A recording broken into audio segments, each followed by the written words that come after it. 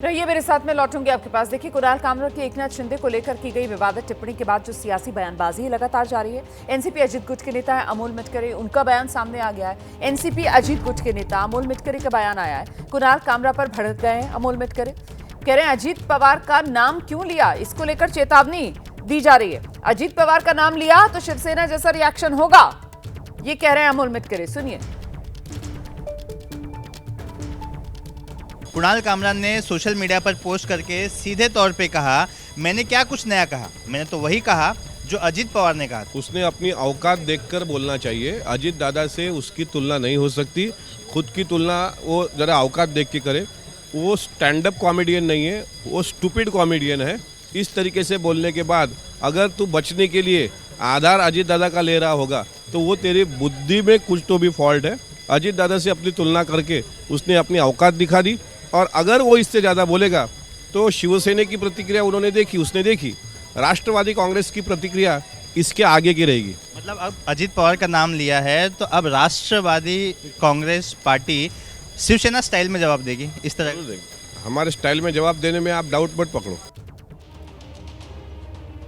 Stand up comedian Kunal Kamra के deputy CM Shinde पर तंज के बाद छिड़ा घमासान फिलहाल तो थमता नजर नहीं आ रहा। अब कुणाल कामरा जो हैं वो माफी मांगने से साफ तौर पर इनकार कर रहे हैं। कुणाल ने सोशल मीडिया पर 4 पन्नों का अपना बयान जारी किया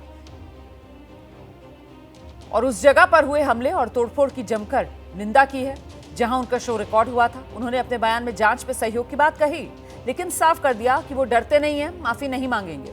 दावा किया कि उन्होंने वही बात दोहराई है जो अजीत पवार भी शिंदे के लिए कह चुके हैं।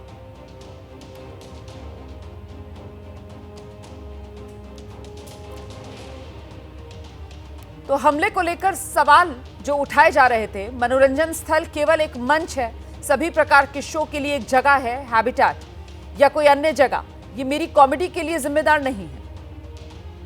कॉमेडी कांड पर कुणाल कामरा का यह बयान, हैबिटेट के पास इसकी शक्ति या नियंत्रण नहीं कि मैं क्या कहता या करता हूं, और ना ही किसी राजनीतिक दल के पास है। हमारे अभिव्यक्ति की स्वतंत्रता के अधिकार का उपयोग केवल शक्तिशाली और अमीर लोगों की चापलूसी करने के लिए नहीं किया जाना चाहिए, ये कहना है कुणाल कामरा का। इस पर ही वो नहीं रुकते हैं, आगे लिखते हैं, एक शक्तिशाली सार्वजनिक व्यक्ति की कीमत पर मजाक को बर्दाश्त न कर पाने की आपकी अक्षमता मेरे अधिकार की प्रकृति को नहीं बदलती। और फिर वो कहते हैं कि जहां तक मुझे पता है हमारे नेताओं और हमारी राजनीतिक व्यवस्था के सर्कस का मजाक उड़ाना कानून के खिलाफ नहीं है। मैं अपने खिलाफ की गई किसी भी कानूनी कार्रवाई के लिए पुलिस और कोर्ट के साथ सहयोग करने को तैयार हूं, लेकिन माफी नहीं मांगूंगा। और आगे वो लिखते हैं, क्या कानून उन लोगों के खिलाफ निष्पक्ष और समान रूप से लागू होगा जिन्होंने तय कर लिया कि मजाक से आहत होने पर तोड़फोड़ उचित प्रतिक्रिया है? शायद अगले वेन्यू के तौर पर एल्फिंस्टन ब्रिज या मुंबई में किसी ऐसे स्ट्रक्चर का चयन करूंगा जिसे जल्दी से ध्वस्त करने की जरूरत है। और फिर वो लिखते हैं, मैंने जो कहा वो बिल्कुल वही है जो अजीत पवार ने एकनाथ शिंदे के बारे में कहा था। इस भीड़ से नहीं डरता, मैं अपने बिस्तर के नीचे छिपकर इसके शांत होने का इंतजार नहीं करूंगा। सीधे आपको लेकर चलेंगे, हमारे साथ हमारे सहयोगी मौजूद हैं लगातार। अब मृत्युंजय के पास मैं आपको लेकर चलूंगी और जरा मृत्युंजय से ये समझते हैं, कुणाल कामरा और उनके स्टेटमेंट से साफ हो रहा है कि वो इस भीड़तंत्र के आगे, जिसको वो भीड़तंत्र कह रहे हैं, उसके आगे झुकने वाले नहीं हैं और कानूनी विकल्पों के आधार पर ही कुणाल कामरा आगे कदम बढ़ाने की तैयारी में है। मृत्युंजय